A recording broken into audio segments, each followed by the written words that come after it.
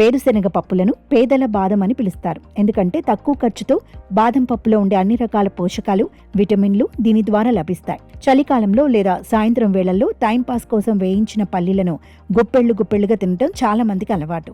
అయితే అమృతమైన మితిమీడితే విషమే అన్నట్లు ఆరోగ్యానికి ఎంతో మేలు చేసే వేరుశెనగలను ప్రతిరోజు అతిగా తినటం వల్ల శరీరానికి అనేక రకాల సైడ్ ఎఫెక్ట్స్ వస్తాయని నిపుణులు హెచ్చరిస్తున్నారు.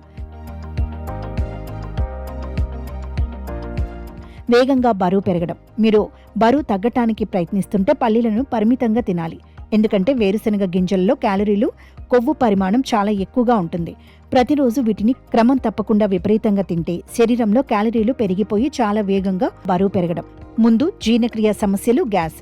పల్లీలలో ఫైబర్ ఉన్నప్పటికీ వీటిని ఒకేసారి ఎక్కువగా తినటం వల్ల జీర్ణ వ్యవస్థపై తీవ్రమైన ఒత్తిడి పడుతుంది. దీనివల్ల తిన్న ఆహారం సరిగ్గా అరగక కడుపు నొప్పి, గ్యాస్, ఎసిడిటీ, కడుపు ఉబ్బరం, మలబద్ధకం వంటి పొట్ట సమస్యలు వేధిస్తాయి.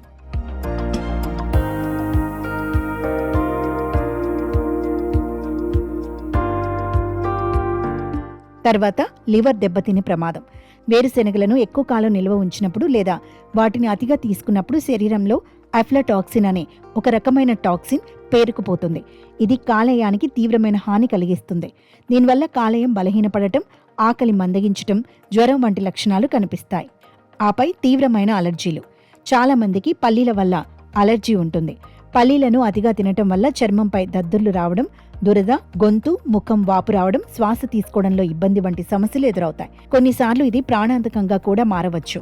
కాబట్టి ఆరోగ్య నిపుణుల ప్రకారం ఒక ఆరోగ్యవంతమైన వ్యక్తి ప్రతిరోజు సుమారు 30 నుండి 40 గ్రాముల వేరుశెనగ పప్పులను మాత్రమే తినాలి. అంతకంటే ఎక్కువ మొత్తంలో తీసుకుంటే పైన పేర్కొన్న సమస్యలు వచ్చే అవకాశం ఉంది.